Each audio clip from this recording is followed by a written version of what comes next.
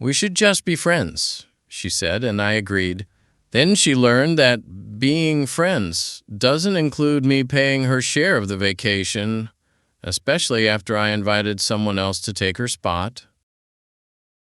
My name is Stephen Hansen. I'm 35 years old, and I'm a firefighter for the city. My whole life is built on staying calm when everything around me is chaos. I'm the guy who runs toward the flames, the one whose hands are steady whether I'm holding a Halligan bar to pry open a crushed car door or just fixing a leaky faucet at home. That steadiness is my foundation. I thought it was the foundation of my relationship, too. A few months ago, I decided to do something big for my girlfriend, Sloan Reed. I wanted to surprise her. I had been picking up extra shifts, saving every spare dollar, and it was finally enough. I booked a 2-week trip to a beach resort, the kind of place with white sand and water so blue it hurts your eyes. I put down the $2,400 deposit myself. It was a huge hit on a firefighter's salary, a real gut punch to my savings, but the look on her face when I showed her the confirmation email made it feel like the best money I'd ever spent. Her reaction was immediate and, of course, public. Within minutes, her phone was out and she was crafting the perfect post. She gushed to her thousands of followers about partners who invest in their significant other's happiness, complete with a picture of us where I was looking at her and she was looking at her phone's camera. The hashtags were a masterclass in curated reality. #couplegoals, #dreamgetaway, #blessed. My job is about tangible things. Saving lives, putting out fires, dealing with the messy, unpredictable reality of the world. Her job as an influencer was about curating an image, a perfect life built on endless photo shoots for her brand collabs. I didn't always get it, but I supported her. But in the weeks after I booked that trip, a strange quiet settled between us. Her texts became shorter, clipped. Every time I had a day off, she was suddenly busy with a last-minute content opportunity she couldn't possibly miss. I'd come home from a grueling 24-hour shift, smelling of smoke and exhaustion, ready to talk about flight options or what excursions we should book, and she'd already have plans. The future I was so excited about suddenly felt like it was only on my calendar.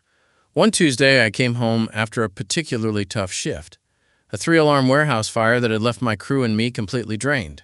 All I wanted was to sit on the couch with her and feel normal for a few hours. But she was already sitting there, her hands folded in her lap, not looking at me. She waited until I had dropped my keys in the bowl by the door before she said it. "We need to talk." Sloan's breakup speech was a masterpiece of vague, buzzword-filled nonsense.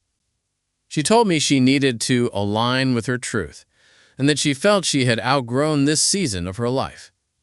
It was like listening to a motivational poster read aloud by a robot. She brought up Theo Pike, a nightlife promoter she'd met a few weeks back. She was careful not to say they were together, but she talked about the energy and opportunities he brought into her world, a world that was apparently moving too fast for a guy who just puts out fires for a living. She insisted we could still be friends.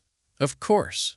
She said she truly valued my stability and my kindness, words that felt like a consolation prize. And then came the real reason for the talk. "You should definitely still keep the vacation," she said, as if she were doing me a favor. "It would be a shame to waste it." She took a breath and delivered the final blow with a bright, empty smile. "I'll still come, of course. It'll be fun, just as friends. And I'll pay you back for my half, eventually." In that moment, everything crystallized. She didn't want a partner. She wanted a sponsor. The kindness she valued so much was my willingness to open my wallet.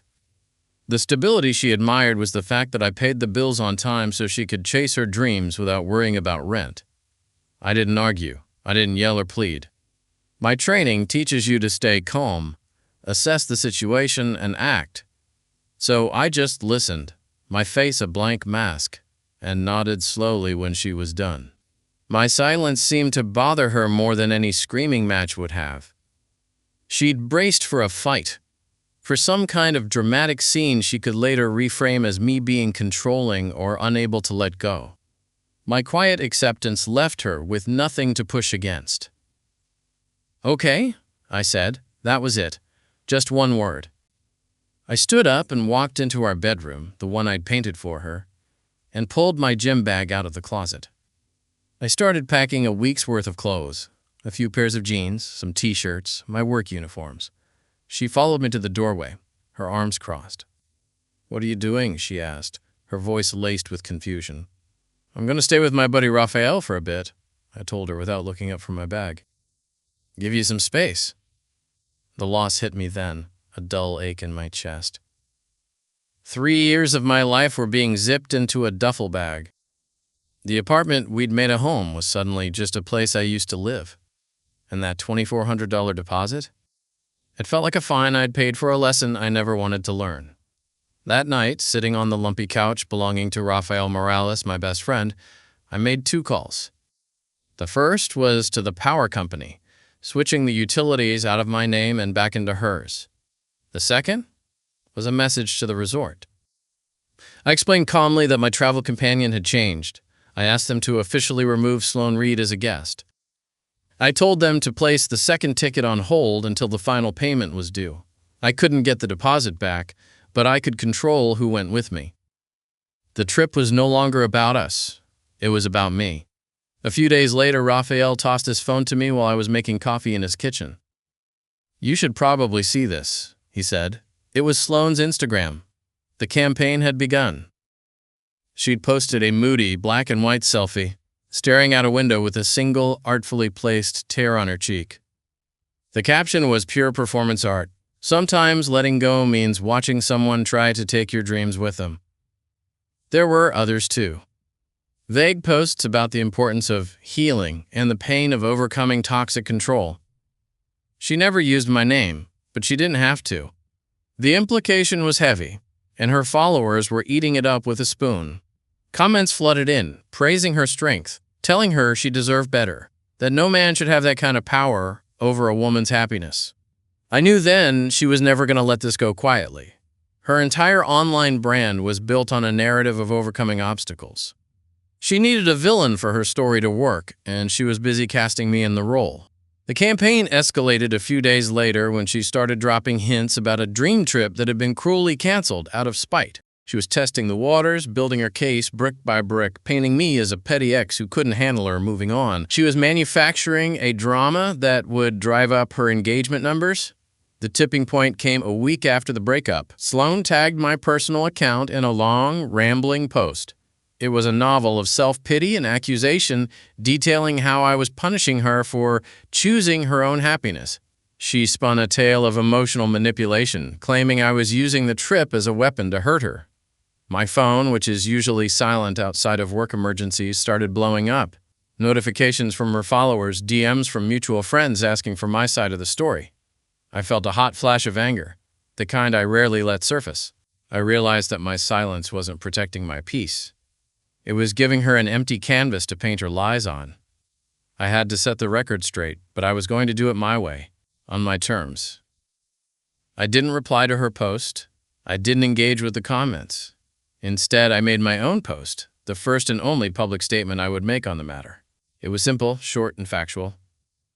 I wrote, "Sloan and I ended our relationship. I wish her the best, but I will not be funding her lifestyle. The second ticket for the trip has been reassigned." And then I added the final touch. I attached a single cropped screenshot, the confirmation email from the airline showing that the name change process for the second passenger had been initiated. I made sure to black out the new name, leaving just enough visible to prove it was real. I posted it, then I logged out of all my social media accounts and turned off my phone. I had committed to a new approach. This was no longer a private breakup. The final payment for the trip was now a public deadline, and I had just made it clear that her ticket was no longer available. Weeks went by.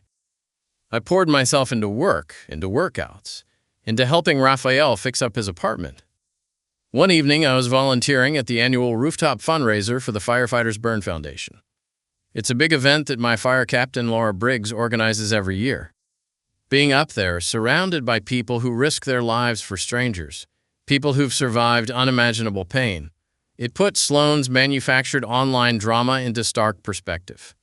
Her world of curated selfies and brand deals felt so small, so insignificant compared to the real-world struggles and triumphs celebrated at that event. This was real. I was working the raffle ticket table, trying to convince people to buy tickets for a chance to win a signed football, when a woman with a warm smile approached. Her name was Priya Desai. She wasn't holding her phone up trying to capture the perfect flattering angle of the city lights behind her. She was actually looking at me, asking genuine questions about the foundation. I learned she was a school counselor, someone whose job was also about dealing with real messy human problems. We started talking, and it was easy. She laughed at my terrible firefighter-themed puns. She asked me what I did on my days off, not for a potential Instagram story, but because she actually seemed interested in the answer. And in that conversation, a major truth hit me, flipping my whole plan on its head. My anger at Sloan wasn't the point anymore. Vengeance wasn't the goal. The real goal was finding someone who valued the person I actually was, not the image I could project or the financial support I could provide. I didn't just want to win the breakup. I wanted to be happy. As the event started to wind down, Priya and I were still talking, leaning against the railing and watching the city lights blink on across the skyline. I thought about the second ticket for that trip, the one that was on hold, waiting for a name. For weeks, it had felt like a dead weight, a reminder of a failed relationship and wasted money. But now, looking at Priya, it felt like an opportunity. I decided to take a risk, a huge one. This is going to sound crazy, I started, my heart suddenly hammering against my ribs. But I have a non-refundable vacation coming up in a few weeks, and my +1 backed out. I was completely honest. I told her it was a weird, last-minute situation, but that I really enjoyed her company and thought we'd have a good time. I was fully prepared for her to laugh in my face, to peg me as a creep on the rebound with a bizarre story. It was a massive social gamble. She looked at me for a long moment, a small, thoughtful expression on her face. Then she broke into a real, genuine smile, the kind that reached her eyes. "That is," she said, "without a doubt, the craziest offer I have ever received." She paused, and my stomach did a flip. I'd love to go. The goal was suddenly so much clearer. I wasn't just taking a trip to spite my ex. I was taking a trip to start something new. Sloan must have seen my public post and realized I wasn't going to fold. Her strategy shifted. The vague posting about being a victim stopped, and she retaliated with a much more targeted whisper campaign. She started sending direct messages to our mutual friends, spinning a detailed sob story about how I was emotionally abusive, how I was trying to isolate her from her support system. She framed my single, factual post as a brutal public attack that was designed to ruin her influencing career. Raphael kept me updated. He told me that Theo, the promoter she'd left me for, was already being seen out with other women at the clubs he'd promoted. Sloan's exciting new life wasn't panning out. The promises of access and opportunity had evaporated, leaving her with nothing but a few free drinks. This made her more desperate than ever to salvage the vacation. She needed that content. The pristine beaches, the luxury resort, the whole #dream getaway narrative. It was crucial for maintaining her influencer image, which was starting to look less aspirational and more like a mess. The social squeeze began almost immediately. A few mutual friends started looking at me differently, with a kind of pitying suspicion. I got a text disinviting me from a casual get-together, with a flimsy excuse about it being a couples thing. Then I lost an ally. Jenna Park, a friend we'd shared for years, sent me a long message. She told me she'd heard Sloan's side of things and that I should really be the bigger person and just let Sloan have the ticket. She said it was cruel to hold it over her head like this. It was clear she'd only gotten the curated, tear-filled version of the story. I felt the pressure mounting. I'm a private person by nature. Being the subject of gossip is my own personal hell. Sloan was expertly leveraging our social circle to force my hand, banking on the idea that I would eventually cave just to make the drama stop. The constraint tightened when I found out she was planning to attend the big annual Firefighters Burn Foundation fundraiser, the main event, the one I had to be at. I knew she saw it as her stage, her last chance for a public confrontation before I paid the final balance for the trip. The night before the fundraiser, my phone rang. It was Jenna Park. Her tone was completely different from her preachy text message. It was quiet, and she sounded ashamed. She told me Sloan had called her earlier that day in a full-blown panic.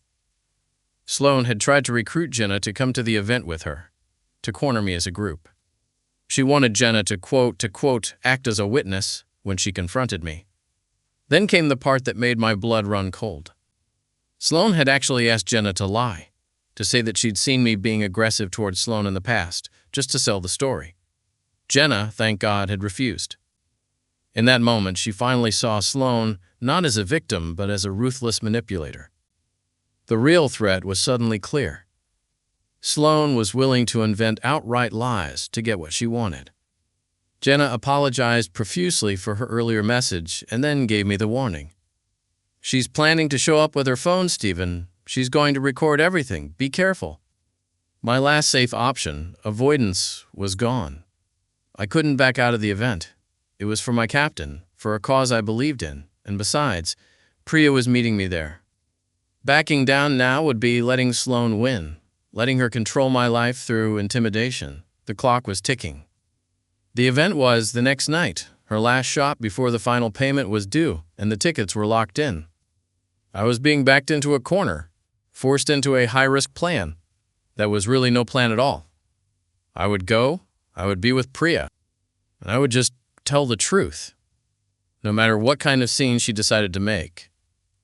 I sent Priya a simple text, not wanting to overload her, but needing her to be prepared. "My ex might be at the event tomorrow and could cause some drama. Just wanted you to know." Her response came back a minute later, simple and solid. "Okay, see you there." Her calmness was like a steel rod for my spine. An hour before I had to leave for the event, I was standing on Raphael's small balcony, looking out at the city lights. A wave of exhaustion washed over me, a feeling of apparent defeat. The quiet, peaceful life I was trying to build felt impossible. Sloan had successfully dragged my name through the mud with our friends, and now she was planning a public execution, broadcast live for her followers. It hit my core wound, the very center of who I try to be. My entire identity is built on being reliable, calm, and good, the guy who helps. And she was doing everything in her power to paint me as cruel, petty, and controlling, the exact opposite of everything I stand for. I felt a profound sense of isolation. Even though Raphael was just inside and Priya was on her way to meet me, I knew this was a fight I had to face alone. For a fleeting moment, I thought about calling Priya, telling her not to come, to spare her from walking into this mess. It would be easier to just take the hit by myself. But that would mean letting Sloan control my life again, letting her dictate who I could and couldn't spend my time with. That was a line I couldn't let her cross.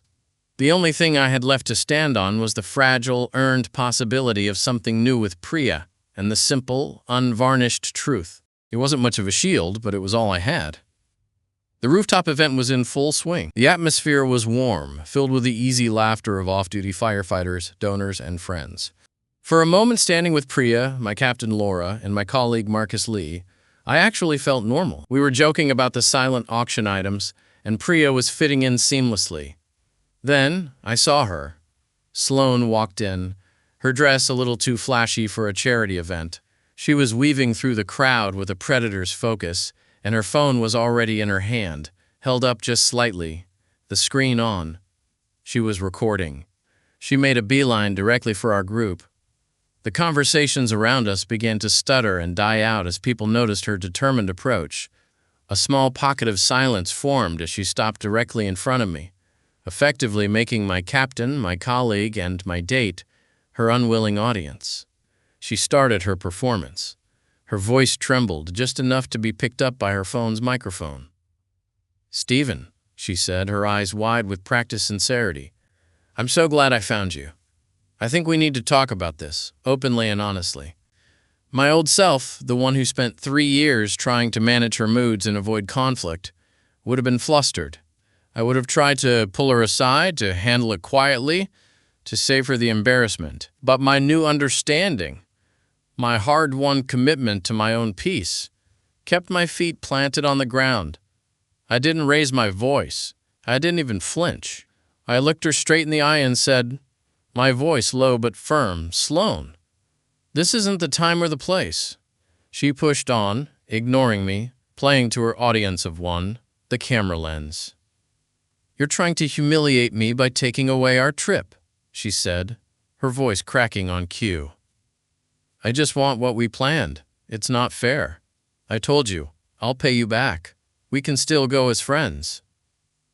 I was holding a plastic cup of water, and I glanced down at it. My hand was perfectly still. I took a slow, deliberate sip before I answered, my voice even and clear enough for everyone in our little circle to hear distinctly. "Friendship doesn't come with a credit card," I said. "We broke up. The trip is not ours, it's mine, and the ticket is taken." Sloane looked completely stunned. This raw, simple statement wasn't in her script. Her carefully constructed narrative had no answer for it. "Taken?" she stammered, her eyes darting around as if looking for a cue card. "By who?" I didn't need to be dramatic. I didn't need to gloat. I simply turned slightly to my right, putting a hand gently on Priya's arm. "Priya, this is Sloane. Sloane, this is Priya," I said, my voice calm. "She'll be coming with me." The confrontation ended not with a bang, but with a devastating, crushing silence. Priya, to her absolute credit, didn't flinch. She just gave Sloane a small, polite, and utterly unbothered nod. Sloane's face cycled through a series of emotions: shock, then white-hot fury, and finally, a deep, burning humiliation. Her phone, the weapon she had brought to this fight, slowly lowered to her side. The decisive outcome wasn't spoken, it was felt. The crowd was the jury, and their verdict was instant. Jenna Park, who had been standing nearby, simply turned her back and walked over to the bar. My captain, Laura, gave me a subtle, almost imperceptible nod of approval. Marcus Lee, my friend from the station, took half a step forward, a quiet, physical show of solidarity. No one rushed to comfort Sloane. Her audience, the one she so desperately needed, was gone. She stood there alone for a beat, completely exposed, before turning and walking away, defeated not by a shout, but by the simple, quiet truth. A few weeks later, I was on a plane, sitting next to Priya. We were heading to the resort. The knot of tension I'd been carrying in my shoulders for months, maybe even years, was finally gone. The cost of this peace had been high. I'd lost 3 years with someone I thought I loved and had to endure a public smear campaign designed to ruin my reputation. But in exchange, I'd reclaim my self-respect, and that was a trade I'd make again in a heartbeat. The story had started with me booking this trip, filled with a low-grade anxiety about pleasing Sloane, about making sure every detail was perfect for her Instagram feed. It was ending with me actually on that trip, feeling a sense of calm I hadn't felt in a very long time. Priya and I didn't spend the vacation talking about Sloane. We talked about everything else: her students, my ridiculous firehouse stories, bad movies, good books. We laughed. A lot. It was easy. It was real. On our last morning, I woke up early and walked down to the beach by myself. I took a single picture of the ocean as the sun rose, turning the water pink and gold. I posted it online. It was the only thing I posted from the entire trip. My caption was just 3 words: a good rest. I came back to work feeling lighter. I'm still the guy who runs into fires, the one with the steady hands. But now I know that I don't have to set myself on fire just to keep other people warm. My steadiness is my strength, and for the right person, it's more than enough. That's my story of how I dealt with an entitled ex. Have you ever had to set a hard boundary to protect your peace? Share your story in the comments below. Don't forget to subscribe and hit that notification bell so you don't miss the next one.